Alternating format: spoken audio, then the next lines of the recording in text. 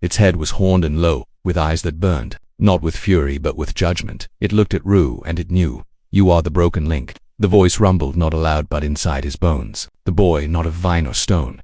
The echo of man. The crack in the balance.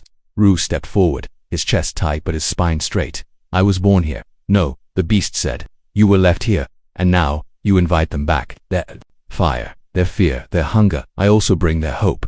The creature leaned closer. Its breath smelled of time and death. Then prove it. Suddenly, the ground shook. Roots exploded upward. The beast lunged, not toward Rue, but toward Luma. Rue moved instantly. He didn't run, he leaped, grabbing a hanging vine, launching himself through the air and slamming into the beast's snout with enough force to stun it for a second. Rava tackled Luma out of the way. Naya hissed and circled her tail low, her eyes tracking.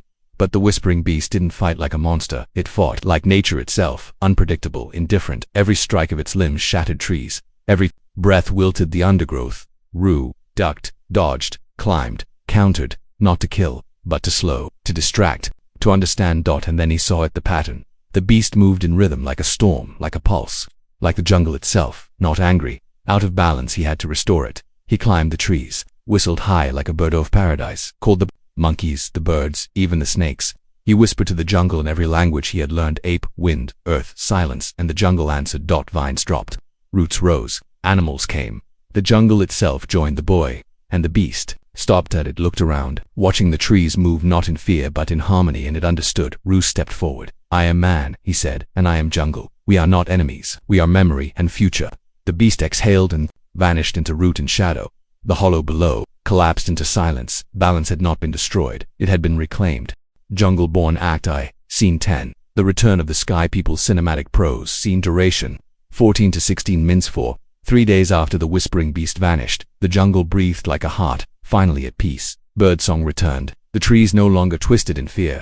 The soil softened. Even the sun seemed to shine a little warmer through the canopy. But peace is fragile, and legends never stay hidden for long. It began with a sound Rue had never heard in the wild, a distant thump thump thump that vibrated the treetops and made the birds scatter. Rava was the first to spot them. Great metal beasts flying overhead, beating the air with spinning blades. Helicopters, 3 of them, painted white and green, marked with symbols, carried not weapons but cameras, crates, people with vests and shiny tablets.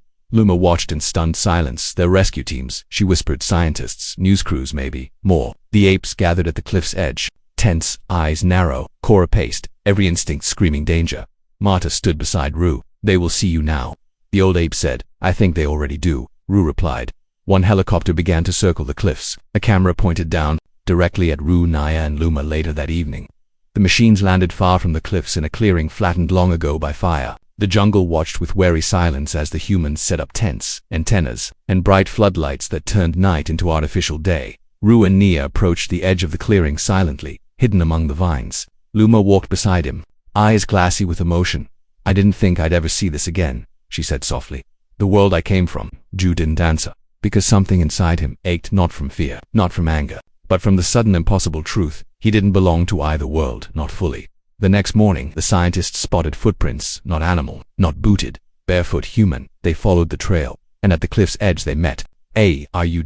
He stood tall, not hidden, not afraid. Luma stepped forward to speak first, arms outstretched, voice calm.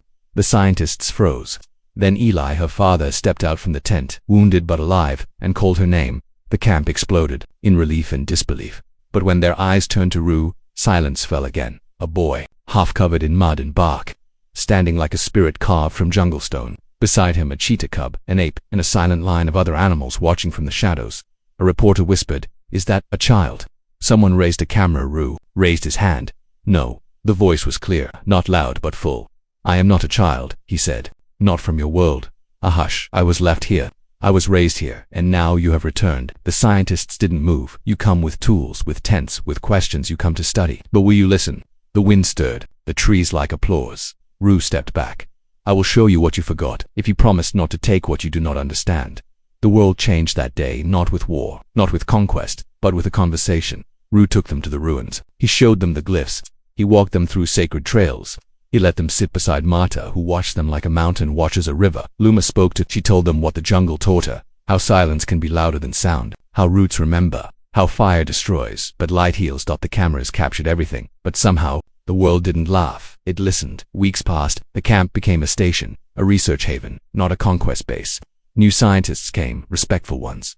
Curious, careful. Not all apes accepted it, not all humans understood it. But something had begun.